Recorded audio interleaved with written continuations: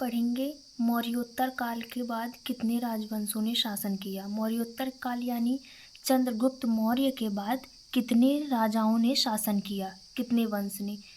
तो चंद्रगुप्त मौर्य के बाद 3 वंश ने शासन किया, शुंग वंश, कर्ण वंश और सातवाहन वंश। आज की वीडियो में हम इन तीन वंशों के बारे में जानेंगे। चलिए स्टार्ट करते हैं। मौर्य साम्राज्य का अंत होने के बाद अब मगध की राजनीति एकता छिन्न भिन्न होने लगी।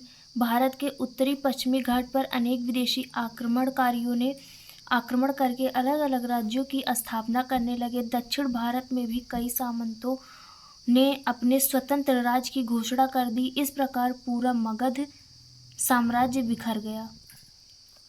अब आता है शुंग वंश। शुंग वंश का संस्थापक पुष्यमित्र शुंग था। यह मौर्य साम्राज्य के अंतिम शासक बृहद्रथ का सेनापति था। इसने बृहद्रथ की हत्या कर दी थी। इसके बाद मौर्य वंश के स्थान पर शुंग वंश की स्थापना की। यह प्रथम ब्राह्मण शासक था। अब लोग देखिएगा, ये जो ग्रीन कलर का मैं पॉइंट लगाई हूँ इस पे, ये जो है इम्पॉर्टेंट है और क्वेश्चन अधिकतर यहीं से पूछे जाते हैं। ब्राह्मण वंश था जिसने मगध पर पहली बार शासन किया। इसने अपनी राजधानी विदिशा एमपी में है, मध्य प्रदेश, विदिशा को बनाया। और मौर्य काल में मगध की राजधानी क्या थी? पाटलिपुत्र। और शुंग वंश में मगध की राजधानी विदिशा थी। बौद्ध ग्रंथों में पुष्यमित्र शुंग को बौद्धद्रोही कहा गया क्योंकि इसने अपने शासनकाल में बहुत से बौद्ध स्तूपों को नष्ट करवाया। इतिहासकारों का मानना है कि पुष्यमित्र शुंग ने जीवन के अंतिम दिनों में बौद्ध धर्म की महानता को समझा और बाद में कई स्तूपों का पुनर्निर्माण करवाया, जिसमें से मध्य प्रदेश का बहरहुत स्तूप का पुनर्निर्माण भी पुष्यमित्र शुंग ने करवाया, जो कि पहले लकड़ी का था, बाद में इसे पत्थर का बनवाया गया। पुष्यमित्र शुंग ने 2 अश्वमेध यज्ञ करवाया जिसके पुरोहित पतंजलि थे।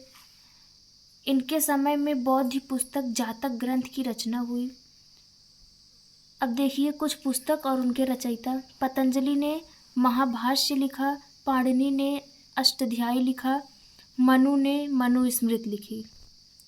इसके समय 2 यवन यानी विदेशी आक्रमण हुए। दोनों ही यवन आक्रमण में पुष्यमित्र शुंग की विजय हुई। पहले आक्रमण का नेतृत्व डेमेट्रियम ने किया, दूसरे आक्रमण का नेतृत्व मिनांडर यानी मिलिंद भी कहा जाता है जिसको, मिनांडर ने किया। मिनांडर ने बौद्ध भिक्षुक नागसेन से बौद्ध धर्म की शिक्षा ली और उसने बौद्ध धर्म अपना लिया। पुष्यमित्र शुंग ने कलिंग नरेश खारवेल से भी युद्ध किया, परंतु खारवेल ने इसे पराजित कर दिया। पुष्यमित्र की मृत्यु के बाद उसका पुत्र अग्निमित्र इसका उत्तराधिकारी बना। कालिदास की रचना मालविकाग्निमित्रम में विदिशा के राजा अग्निमित्र और मालदेश की राजकुमारी मालविका के प्रेम प्रसंग की चर्चा है। इस वंश का अंतिम शासक देवभूति हुआ, जिसकी हत्या उसी के मंत्री वसुदेव ने कर दी और कर्ण वंश की स्थापना की। कर्ण वंश जिस प्रकार अंतिम मौर्य शासक बृहद्रथ की हत्या उसके मंत्री पुष्यमित्र शुंग ने की और शुंग वंश की स्थापना की, उसी प्रकार वसुदेव ने अंतिम शुंग शासक देवभूमि की हत्या करके 75 ईसा पूर्व में कर्ण वंश की स्थापना की। कर्ण वंश का संस्थापक वसुदेव था। इस वंश का अंतिम शासक सुशर्मा था, जिसकी हत्या उसके मंत्री सिमुक ने की और सातवाहन वंश की स्थापना कर दी। अब हम पढ़ेंगे सातवाहन वंश के बारे में। सातवाहन वंश का संस्थापक सिमुक था। प्रारंभ में यह वंश महाराष्ट्र के क्षेत्र में था, किंतु शक राजाओं ने इसे महाराष्ट्र छोड़ने पर विवश कर दिया और सातवाहन वंश को आंध्र प्रदेश में स्थानांतरित होना पड़ा, जिस कारण इन्हें आंध्र सातवाहन भी कहते हैं। सातवाहन वंश की राजधानी महाराष्ट्र का प्रतिष्ठान थी। सिमुक की मृत्यु के बाद उसका छोटा भाई कृष्णा शासक बना और कृष्णा के बाद इसका पुत्र सातकर्णी प्रथम शासक बना। अब सातकर्णी के बारे में पढ़ेंगे। यह सातवाहन वंश का पहला महत्वपूर्ण शासक था। सातकर्णी प्रथम की पत्नी नागनिका का नानाघाट अभिलेख प्राप्त हुआ है। इसमें सातकर्णी प्रथम की उपलब्धियां बताई गई हैं। नानाघाट अभिलेख में ही सातकर्णी प्रथम को महान विजेता व महान शासक बताया गया है।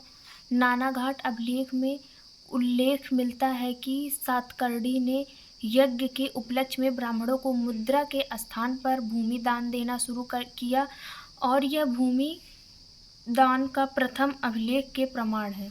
सातवाहन वंश के शासक हाल ने गाथा सप्तमी नामक एक काव्य की रचना की थी। इसकी भाषा प्राकृतिक है।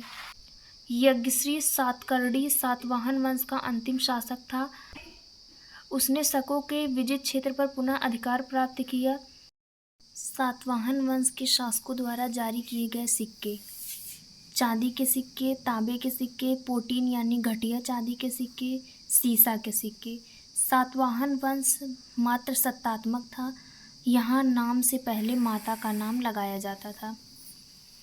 तो ये आज की वीडियो में हमने पढ़ा शुंग वंश, कर्ण वंश और सातवाहन वंश के बारे में।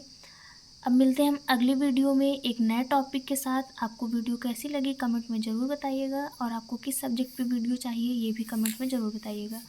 तब तक के लिए धन्यवाद।